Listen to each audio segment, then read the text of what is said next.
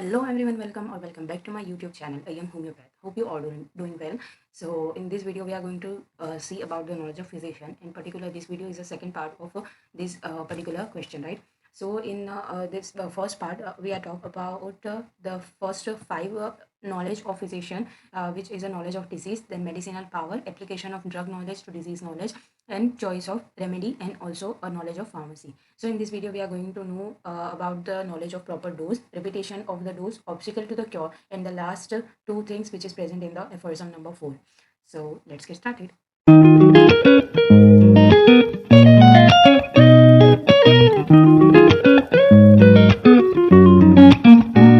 तो जैसे कि मैंने आपको कहा कि पहले वाले वीडियोस के अंदर हमने 5 जो नॉलेज ऑफ फिजिशियन है वो देखा था।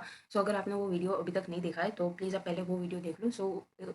उसके बेस के ऊपर ही ये जो आगे के नॉलेजेस हैं वो है। सो अगर आपको पहले वाला वीडियो समझ में नहीं आएगा तो आपको ये वाला वीडियो भी समझ में नहीं आएगा, राइट। जो आपका कॉन्सेप्ट है वो क्लियर नहीं होगा, राइट। पहले हम ये वाला वीडियो जो है उसे चालू करते हैं, राइट। 5 जो नॉलेजेस हैं वो हमने देख लिए थे। अब 6th नॉलेज जो है which is the knowledge of proper dose and potency, right. Proper dose, यहाँ पर हमें मेन चीज़ क्या देखनी है, dose and the potency, right. Dose in the sense कि दोनों एक ही चीज़ होती है, डोज एंड पोटेंसीज। वो डोज एंड पोटेंसीज हमें कैसे पेशेंट को कौन सी पोटेंसी देनी है, राइट, और कैसे पेशेंट को और कौन सी मेडिसिन के अंदर हमें कितनी पोटेंसी देनी है, राइट। ये एक चीज़ भी बहुत इंपॉर्टेंट होती है और इसे जानना as a physician is very important, right. First thing यहाँ पर मैंने जो 2 लाइन्स लिखी है which is a Oxford and IBH dictionary definition on the dose, right. ये डोज की डेफिनेशन है from the Oxford university, right. The dose is the amount of the medicine required, right. जो डोज क्या होता है, dose एक particular ये word है जो यूज होता है किसके लिए, पर्टिकुलर हमारी जो मेडिसिन है उसका कितना अमाउंट हमें रिक्वायर्ड होगा to cure the patient, right. ये जो डोज है वो वर्ड और कहीं भी यूज़ नहीं होता है, लेकिन उसकी डेफिनेशन के अंदर ये लिखा हुआ है कि ये एक जो मेडिसिन है उसका कितना अमाउंट हमें चाहिए होगा जो पेशेंट है उसे क्योर करने के लिए, राइट। इसे हम कहते हैं dose, right.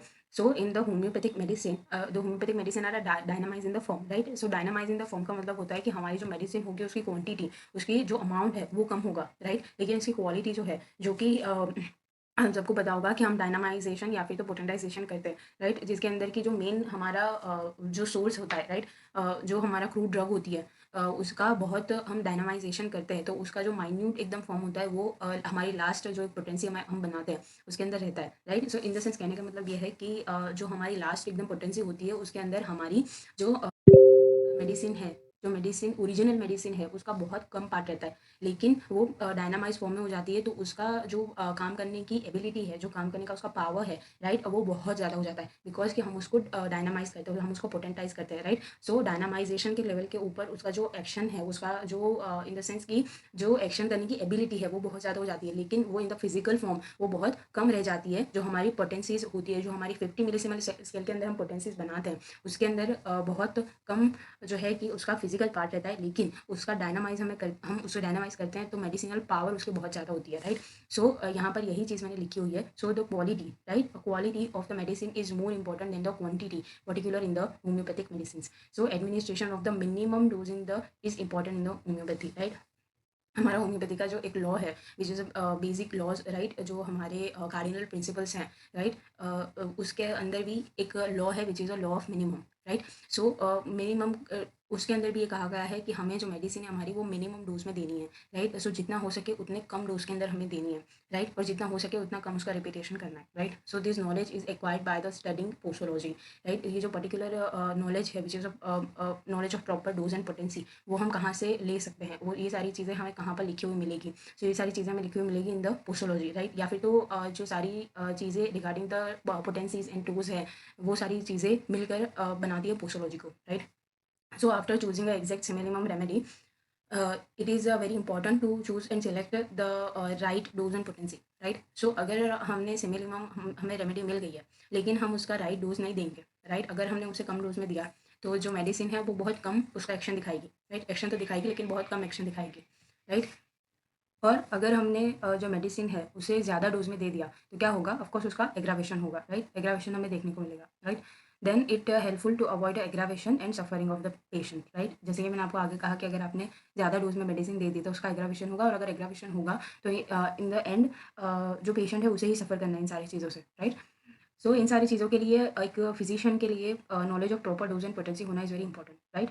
Then Stuart Close recommend exact dose selected on the basis of, right? जो पर्टिकुलरली स्टुअर्ट क्लोज सर है, उन्होंने कुछ 3 ऐसे पॉइंट्स दिए हैं कि इनके बेसिस के ऊपर या फिर तो इन तीनों चीज़ों को ध्यान में रखते हुए आप डोज एंड पोटेंसी सिलेक्ट कर सकते हो, right? So first thing is the nature of disease, right? Either it is acute और it is a chronic, right? Then the duration of the disease, right? अगर वो बहुत ज़्यादा टाइम से है, राइट? तो हमें उसके लिए डीप एक्टिंग रेमेडी देनी होगी, या फिर तो पूरा ये डिजीज़ के ऊपर होता है। लेकिन आपकी नॉलेज के लिए मैं बता देती हूँ कि कुछ एंटी माइज़मेटिक रेमेडीज़ हम यूज़ कर सकते हैं, कुछ एंटी कॉन्स्टिट्यूशनल रेमेडीज़ जो होती है वो हम यूज़ कर सकते हैं, राइट? लेकिन अगर जो डिजीज़ है वो शॉर्ट पीरियड के लिए हुई है, राइट? कुछ 1-2 दिन से ही पेशेंट को ये सारी प्रॉब्लम्स है, तो आप क्या करोगे? तो आप उसे शॉर्ट एक्टिंग रेमेडी दोगे, राइट? उसे एक्यूट रेमेडी दोगे कोई, राइट? जिसकी वजह से कि पेशेंट को ज़्यादा सफ़र ना करना पड़े, right? Then second thing which is susceptibility of the patient. अब ससेप्टेबिलिटी जो है वो एक बहुत बड़ा टॉपिक है, राइट? उसे समझना भी is very difficult, right? And it is very complicated.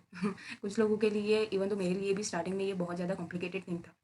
But thanks to my teachers कि उन्होंने अच्छे से इस चीज़ को समझाया है।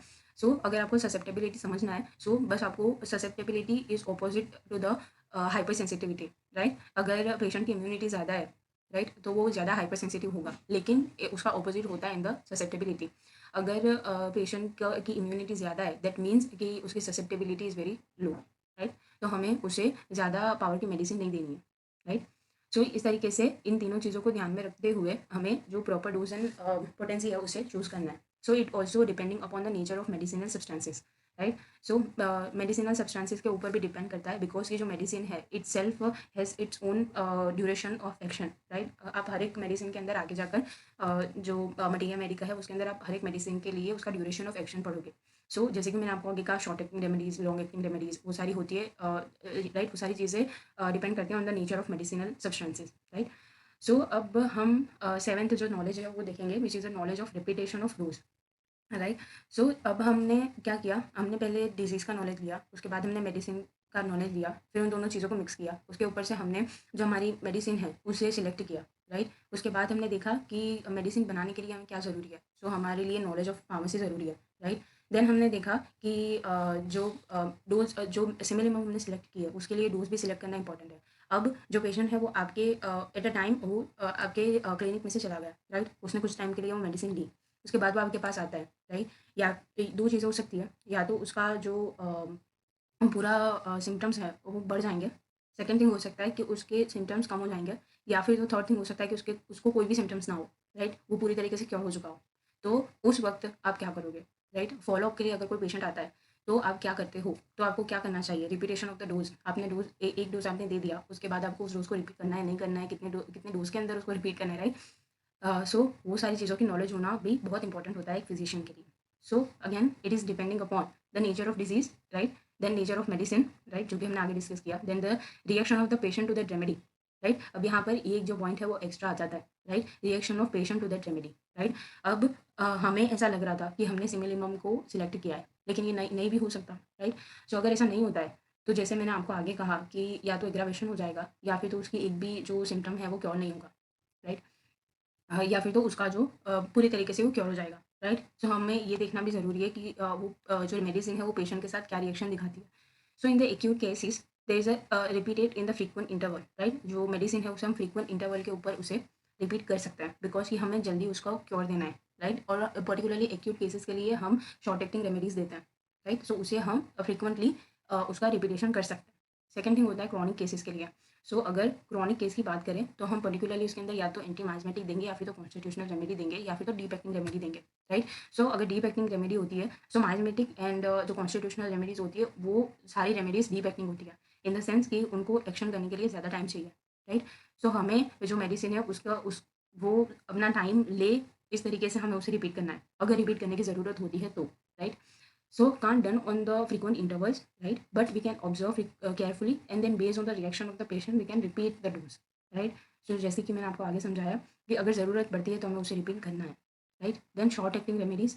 So repeated in the frequent interval. Deep acting medicines, we should not repeat it in the frequent interval, because they must be left to complete their action, right? Then as soon as the patient shows sign of improvement, right? मैंने आपको आगे कहा कि अगर patient के कुछ कुछ symptoms cure हो गए हैं, कुछ सिम्टम्स रिमेनिंग है, तो हम क्या करेंगे? दैट मीन्स कि जो पेशेंट है वो इम्प्रूव हो रहा है, राइट? तो हम क्या करेंगे? Repetition of the medicine has to be stop and reduce the dose, right? जो मेडिसिन है उसे हमें रिपीट नहीं करना है और हमें जो डोज है उसे भी कम कर देना है, राइट? सो अब इस चीज़ को समझने के लिए आपको ये पता होना ज़रूरी है कि हमारी जो होम्योपैथिक मेडिसिन हैं वो काम कैसे करती है, राइट?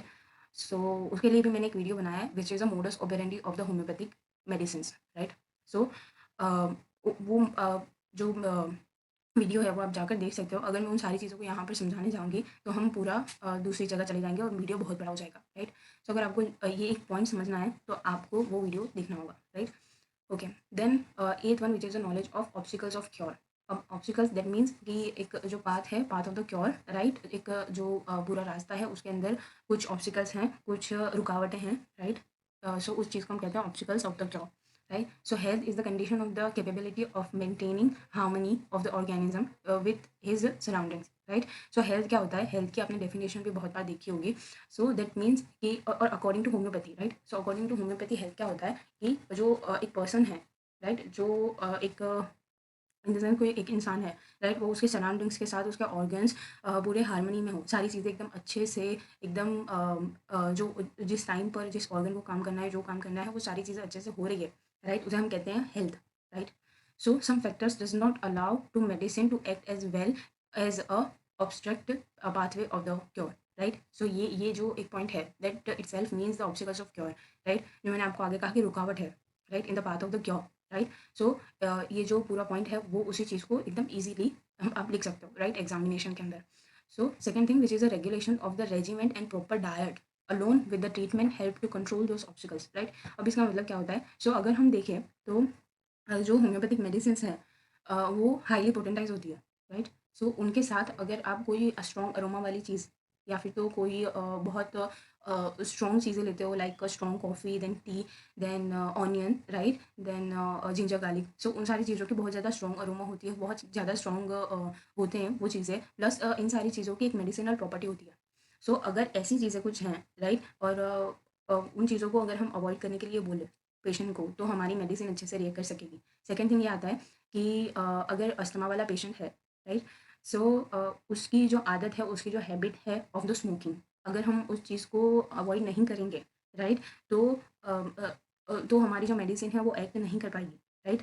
अगर हम कितनी भी मेडिसिन उसे दे दें लेकिन वो स्मोकिंग करना नहीं छोड़ रहा है तो फिर हमारी मेडिसिन देने का कोई मतलब नहीं बनता, राइट? सो इस पूरे जो पॉइंट है उसका यही मतलब होता है कि अगर कोई भी ऐसा हैबिट है पेशेंट की, कोई भी ऐसी कोई चीज़ वो ले रहा है, राइट? अल्कोहल अगर वो ले रहा है और वो बोल रहा है कि मेरा लीवर का जो मेरा कॉन्स्टिपेशन है, मेरे लीवर की जो सारी एबनॉर्मलिटीज़ हैं वो ठीक क्यों नहीं हो रही, राइट? सो उसे पहले बोलना है कि आप अपना अल्कोहल कम करो या फिर तो बंद करो, राइट? सो यहाँ पे कुछ एग्जांपल्स लिखे हुए हैं मैंने. The first one which is a patient's habit of smoking will never get cure respiratory troubles, right? Second thing which is drunkard can not be cured of his liver elements, right? जो मैंने आपको आगे जो example समझाए वही example most common है और वही एग्जांपल्स आप अच्छे से लिख सकते हो एग्जाम के अंदर, right? Now the last two things which is return in the aphorism number 4, right? So वो क्या चीज़ें थी? Knowledge of the thing that damage the health and causes disease, first thing था उसके अंदर. सेकेंड थिंग था how to remove them from the person, right? So यहाँ पर क्या लिखा है in the aphorism number 4 Hahnemann explain about the prevention of the disease, right? Prevention क्या होता है? डिजीज़ को होने से रोकना, right? Which means the prevention, right? So हमने ये सारी चीज़ें देख ली कि पेशेंट हमारे पास आता है, हमें क्या-क्या करना चाहिए, हमारे पास क्या-क्या नॉलेज होनी चाहिए. लेकिन इसके बाद हैनेमन जो है उन्होंने हमें ये भी दिखाया कि कुछ ऐसी कुछ एंड मोस्ट ऑफली ऐसी डिजीज़ेज़ होती हैं जिन्हें हम प्रिवेंट कर सकते हैं, राइट? विच इज़ उसका अगर कोई most popular and most common example दें हम, which is infectious diseases, right? अगर हम कुछ प्रिकॉशंस रखते हैं तो हम इन्फेक्शन से बच सकते हैं, right? So prevention is better than a cure, right? ये एक बहुत पॉपुलर लाइन है, right? Then in the friends of health which is name of the book, right? Which is written by the doctor Hahnemann before discovery of homeopathy, right? कब Hahnemann ने लिखी थी? जब वो यूनिवर्सिटी में थे, right? So in it is considered as a book of the preventive. The mission of physician is not just to cure the sick person but preventing people from becoming sick, right? So एक physician का mission क्या होना चाहिए? सो एक physician का mission ये तो होना चाहिए कि वो एक सिक पर्सन को क्योर करें, राइट? लेकिन उसके साथ ही उसका प्रिवेंशन करना, कुछ डिज़ीज़ का प्रिवेंशन करना is also very important thing, right? So वो भी एक फिज़िशियन के लिए उसका मिशन बन जाता है, right? According to Hahnemann sir. Then Hahnemann says a physician is not just a healer, right? जो कि जो सिक पर्सन है उसे क्योर करता है, but also a preserver of health, right? So यहाँ पर से एक सेकंड क्वेश्चन भी अराइज़ होता है एग्ज़ाम के अंदर, ऐसा भी पूछते हैं कि what is a preserver of health, या फिर तो हैनेमन ने क्या कहा है प्रिजर्वर ऑफ हेल्थ के बारे में, या फिर तो ऐसा भी क्वेश्चन पूछा जाता है वो is the preserver of health, right? So the answer is physician itself, right? या फिर तो अगर आपको पूछा जाए कि हैनेमन का पॉइंट ऑफ व्यू क्या है, right, on the preserver of health, right? या फिर तो हैनेमन ने क्या कहा है on the topic of preserver of health, right? तो आपको जो फॉर एग्जाम्पल नंबर 4 है वही सिर्फ लिखना है, right? So by guiding them on the sanitization and hygiene a physician can fulfil this duties, right? जैसे कि मैंने आपको आगे कहा कि इसका एक basic and very popular and very easy example अगर हम दें कि हम कौन सी डिजीज़ को प्रिजर्व कर सकते हैं, सो हमारे माइंड में फर्स्ट थिंग आना चाहिए इन्फेक्शियस डिजीजेस, राइट? जैसे कि हम सैनिटाइज करेंगे, राइट? कोरोना के टाइम पे बहुत ज़्यादा पॉपुलर हुआ है sanitization, right? Then hygiene, personal hygiene, local hygiene, right?